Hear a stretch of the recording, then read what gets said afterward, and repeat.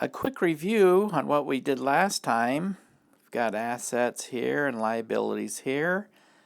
Let's say we've got a reserve requirement of 10%.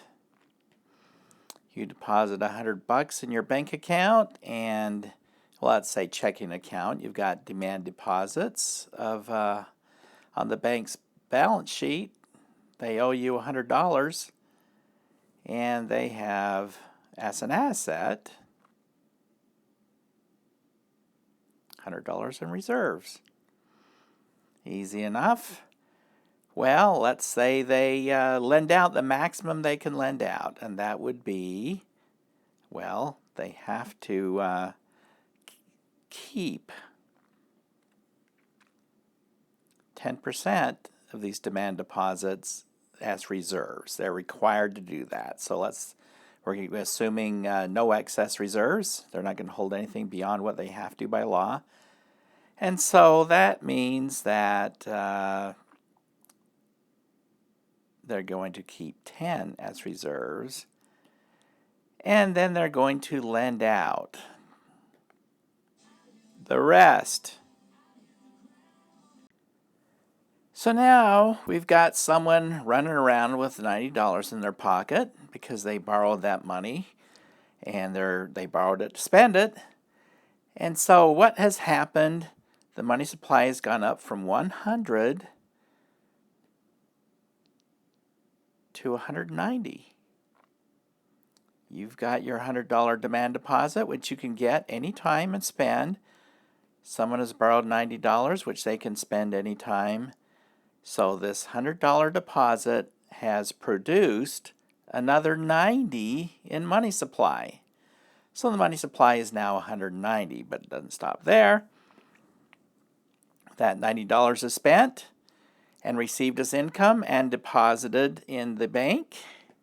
Demand deposit of $90 is opened up, and cutting right to the chase, the 10% reserve requirement, so the bank is going to have to keep $9 as reserves.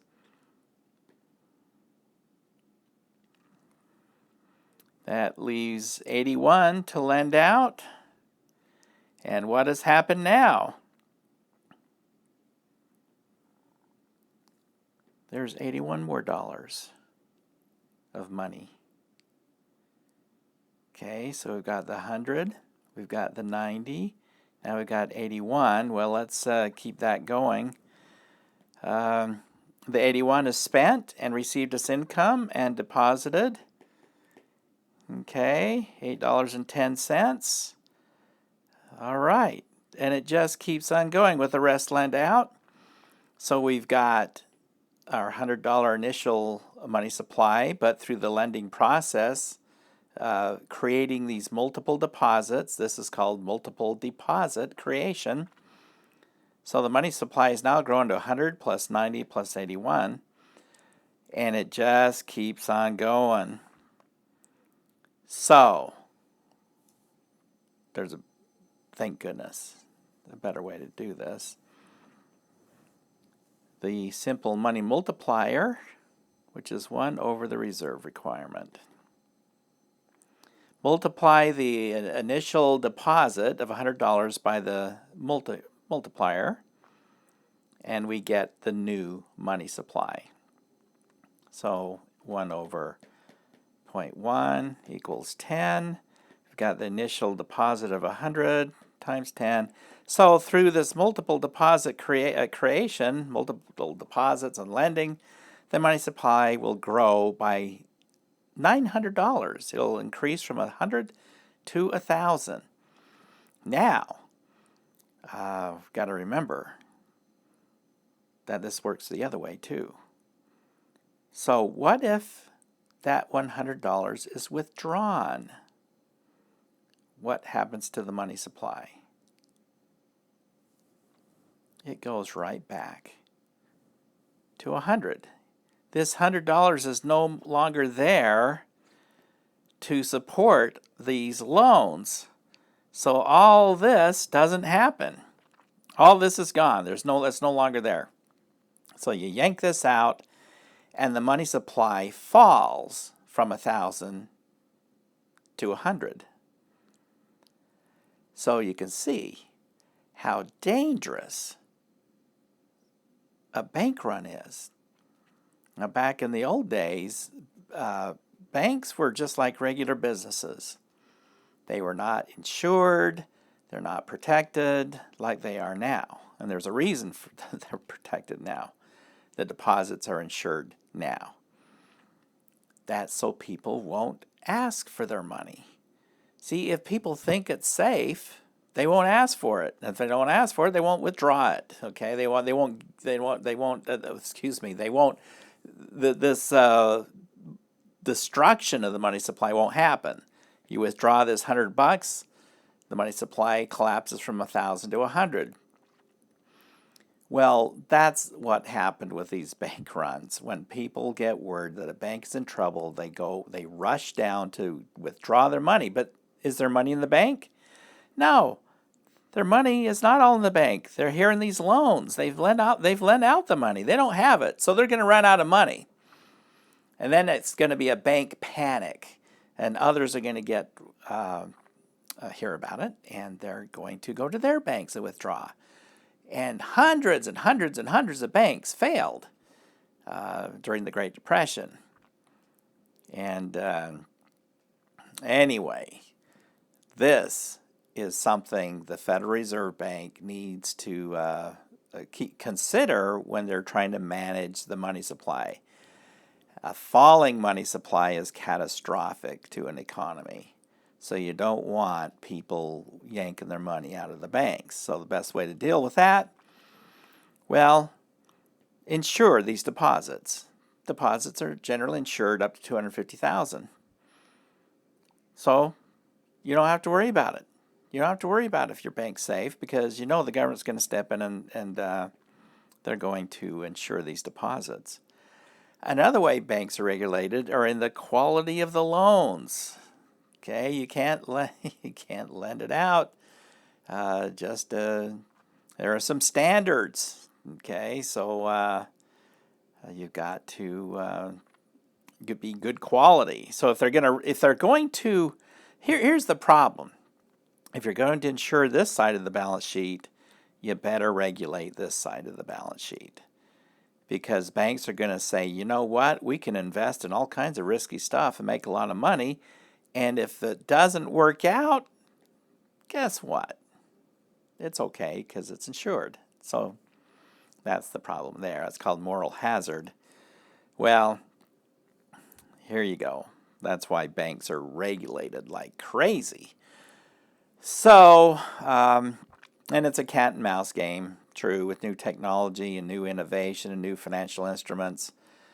We saw this during the financial crisis of the early 2000s or mid 2000s, and it's you think you've got it covered, and then you don't. So this is going to be a game of cat and mouse that's always going to be played. So the financial institutions are safe, yes, but you never know.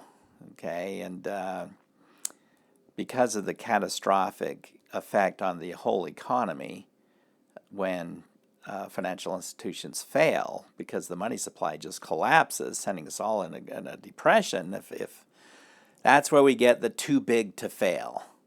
Okay, yeah, is it fair to bail these guys out? No. Is it prudent to bail them out?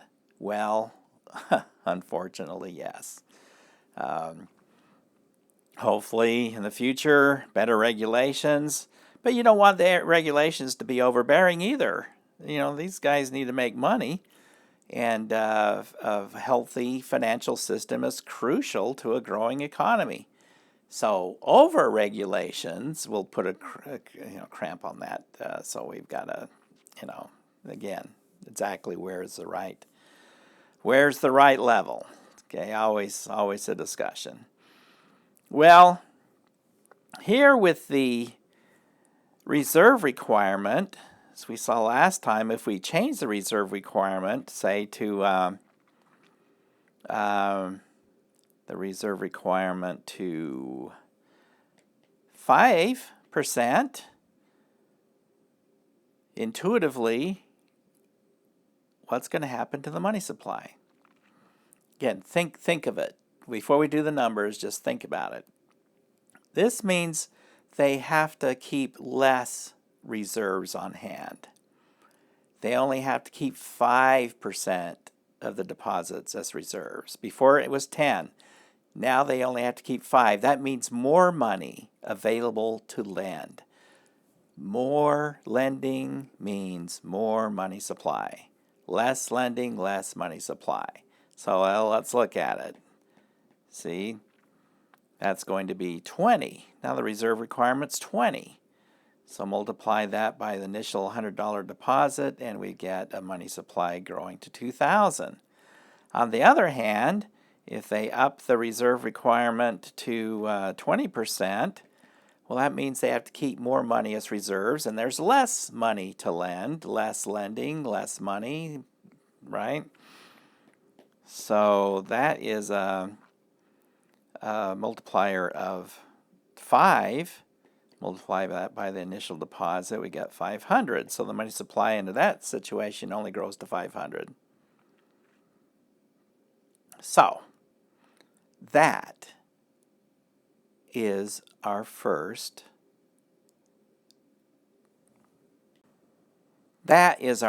tool of monetary policy. Monetary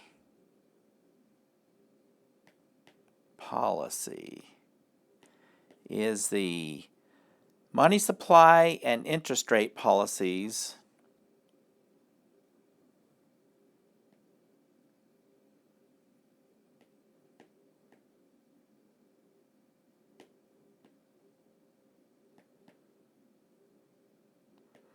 of the Federal Reserve Bank. And as we just saw, the reserve requirement can affect the money supply.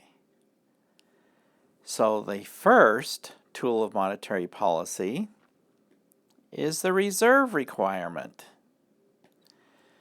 You increase the Federal Reserve increases the reserve requirement, the money supply falls because there's going to be more reserves, less lending. If they lower the reserve requirement, that means more lending, more money. Okay, so that's one of the ways that the Federal Reserve can change the money supply or manage the money supply is by changing the reserve requirement. Now, the second way let's see, let's set this up. Let's say there's $100 of demand deposits, and this particular bank has reserves of $8. Let's say the reserve requirement's 10%. And they have loans out of $92. Let's say they end the day like this. They're in trouble.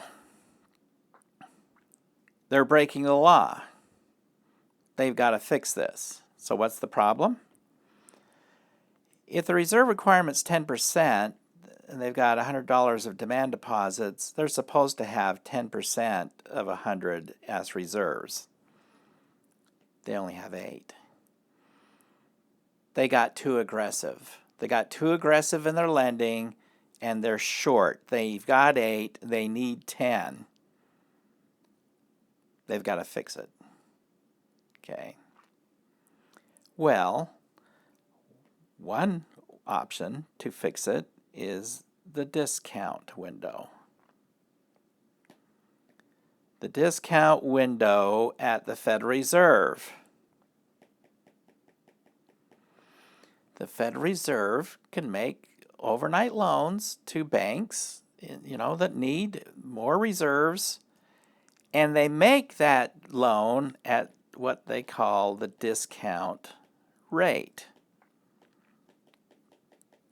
That's the rate of interest these banks will pay the Federal Reserve Bank.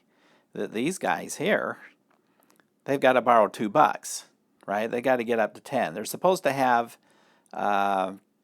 They've only got 2. So, excuse me, they only have 8. They need 2. So they can go to the Federal Reserve Bank and say, whoops, we got a little carried away there with our lending, and doggone it, if we don't have too many loans and not enough reserves, we want to borrow $2. Now, the Federal Reserve Bank can influence the activities of bank lending by changing this discount rate. So, let's use some extremes just to hammer the point in.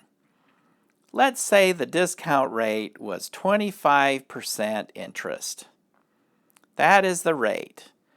So that means that banks that go over, or I should say, they don't have enough reserves, they go under the situation, they're going to have to pay 25% interest to get that $2. Is that going to force banks to be very careful about going under the reserve requirement? Yes, it will. It'll make that mistake very expensive. So the Federal Reserve Bank can influence bank lending by making banks be a little more conservative in their lending, a little more careful. In fact, banks would likely hold some excess reserves just to make sure. If they hold excess reserves, that means a little less lending, less money supply. So if the Federal Reserve Bank wants to cut the money supply or cut the growth rate of the money supply, put a clamper on there, they could raise the discount rate. That would force banks to be a little more cut back on their lending just a little bit, and that would decrease the growth or decrease the money supply. So another situation, let's say the bank, the Federal Reserve wants to encourage banks to lend more. Let's say they want to increase the money supply. What would they do? Well, if they wanted to increase the money supply, they would decrease the discount rate. Decrease it. Oh, my writing's getting worse. I'm sorry.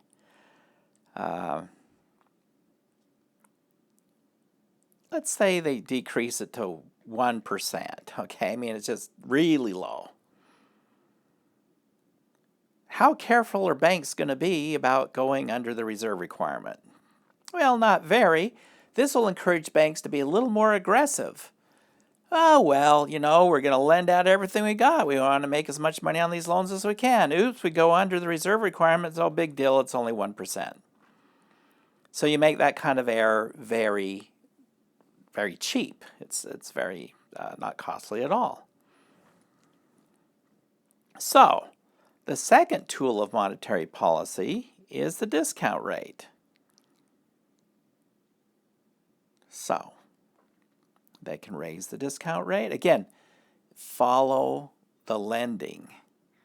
More lending, more money. Less lending, less money. Raise the discount rate.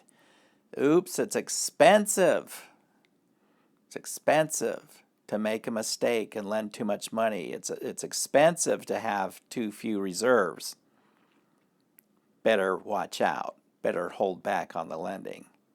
Less lending, less money. All right. Now, let's say this is Bank A.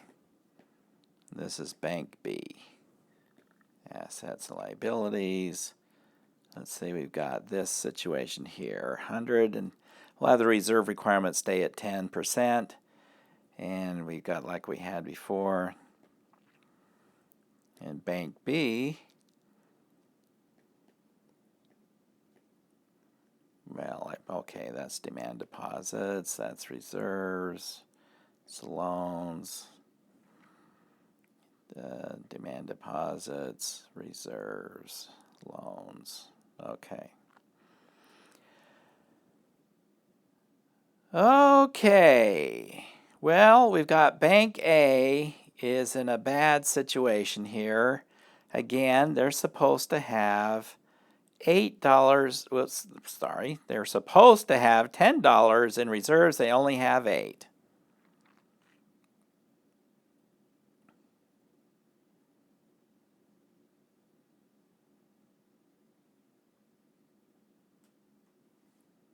Now,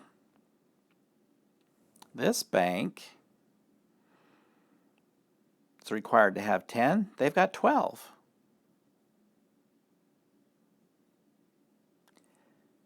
So, what can happen here is this bank, Bank A, can go to Bank B and borrow $2. Bank A has $2 to lend. Bank A needs to borrow $2. And they do that in an overnight loan called, well, I should say they do it in a market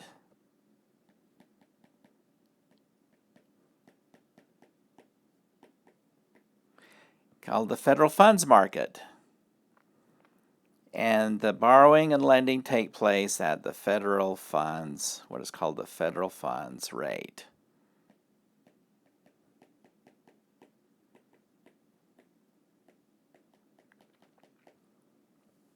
Now, the same principle applies here. Let's say the federal funds rate is extremely low. The federal funds market is when banks borrow and lend, with each other, rather than with the Federal Reserve Bank. They go with each other. Now, the same thing applies. The federal funds rate is, if it's low, if it's really low, then banks are going to be more aggressive in their lending because it won't matter that much if they lend too much and have too few reserves. They can just go in the federal funds market and borrow, overnight, and everything's cool. However, the federal funds rate is very high. Having too few reserves is a very expensive mistake. Better be careful.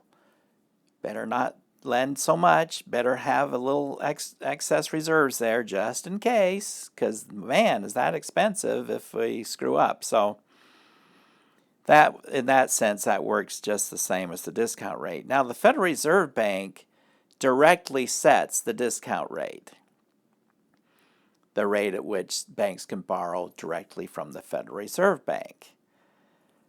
Now, the Federal Reserve does not directly set the federal funds rate.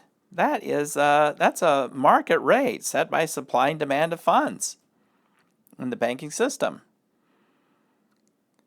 But the Federal Reserve can effectively control it through something called open market operations.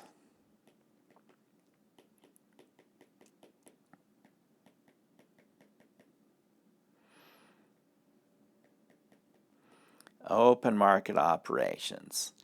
Now, before I talk about open market operations, this is how monetary policy is actually done in practice. Let me stop right there and just look at the tools of monetary policy. Okay, tools of monetary policy. We have the reserve requirement. we have the discount rate. Okay. The reserve requirement is rarely used in practice. It has been likened to cutting a diamond with a jackhammer. It's too powerful of a tool. It's too big of a tool. There's too big of swings in the money supply. You change the reserve requirement just a little bit, and money supply changes quite a lot. So it's not to say that there's never changes, but it's rare. They don't tweak this often.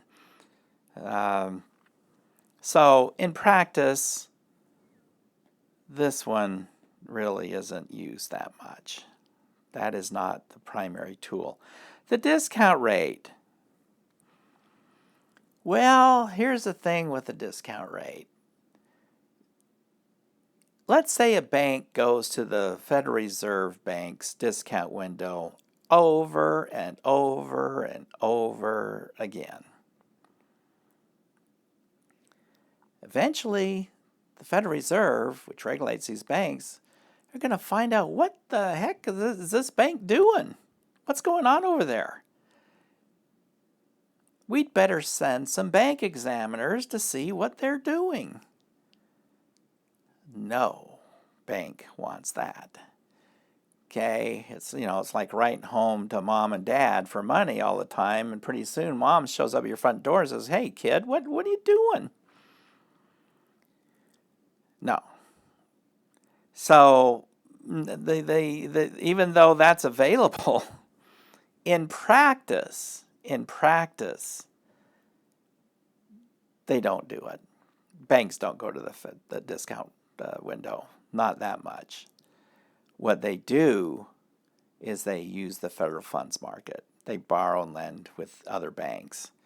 Now, however,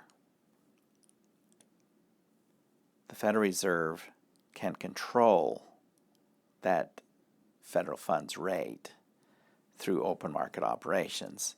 And they do that by the buying and selling of bonds. Okay? Let's say that the Federal Reserve wants to increase the money supply. They will buy a bunch of bonds. They'll go into the open market, and usually it's treasury bonds. Now think of this. If the Federal Reserve goes out, now bonds are not considered money. Remember? They are not money. So if the Federal Reserve goes in and buys a bunch of bonds, they go in the bond market, they purchase a bunch of bonds, and they take delivery of the bonds and they pay for those bonds with money. So they just sucked a bunch of bonds out of the economy and they just injected a bunch of money into the economy. There you go. Purchase of bonds means more money. If they want to decrease the money supply, so let's say increase money, buy bonds. If they want to decrease the money supply, they will sell those bonds. What happens when they sell bonds? Okay, the Federal Reserve has these bonds, and they go in the market and sell them. And they receive payment for those bonds in money. So the money, they inject some bonds into the economy, they receive payment, and the money gets sucked back out of the economy into the Fed.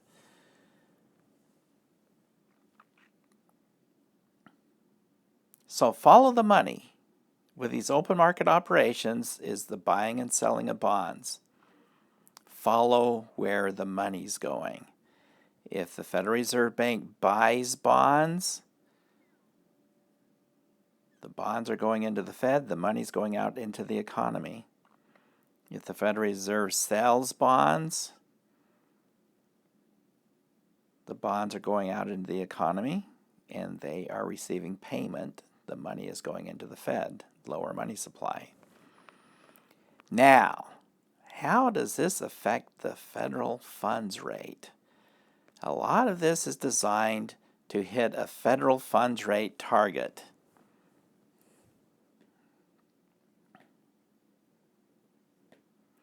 Federal funds rate target, and you'll often hear this on the financial news, that the Federal Reserve Bank changed its federal funds rate target. Let's say they want the federal funds rate to be 2%. Let's just say that's what they want. And they figure at 2%, that will regulate or influence bank behavior such that the money supply will be what they want it to be at 2%. Now, let's say that, now this is a market rate. Let's say that that's their target, and let's say that they want it to go, let's say that the federal funds rate, let's say the rate is currently 3%, okay? They want to get it back down to 2. How can they do that? Well, they need to pump some more money into the banking system, right? Pump some more money so the bank has more reserves, more supply and demand. The more reserves they've got, the price of those reserves goes down, just like anything else. They need to increase the supply of money to get that rate down to 2%. So how do they do it? How do they increase the money supply? They'll buy bonds. In fact, they'll buy bonds until they hit their target. They'll just keep buying bonds and injecting money into the economy, reserves, more reserves into the banking system, until that interest rate falls back to where they want it. And if they want to raise the reserve federal funds rate, they'll sell bonds until they hit their target. They'll suck money out of the economy, making money more scarce. The interest rate will rise, and then they'll stop. So in these meetings where they decide on monetary policy, they'll decide where they want to target this federal funds rate. And they will do it through open market operations, the buying and selling of bonds. So, again, we've got the 3 tools of monetary policy. 1, the reserve requirement. That is too powerful. They rarely use it. 2, discount rate. That is too weak, okay, because banks in practice don't want to go to the Federal Reserve, go into mom and dad and then ask for money over and over. They'd rather stay away. So the primary tool of monetary policy is open market operations.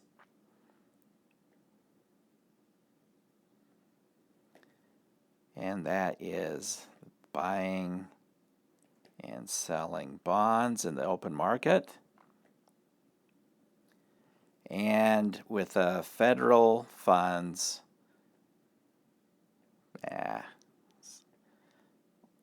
federal funds rate target in mind, so that they can influence the borrowing and lending between banks in the federal funds market.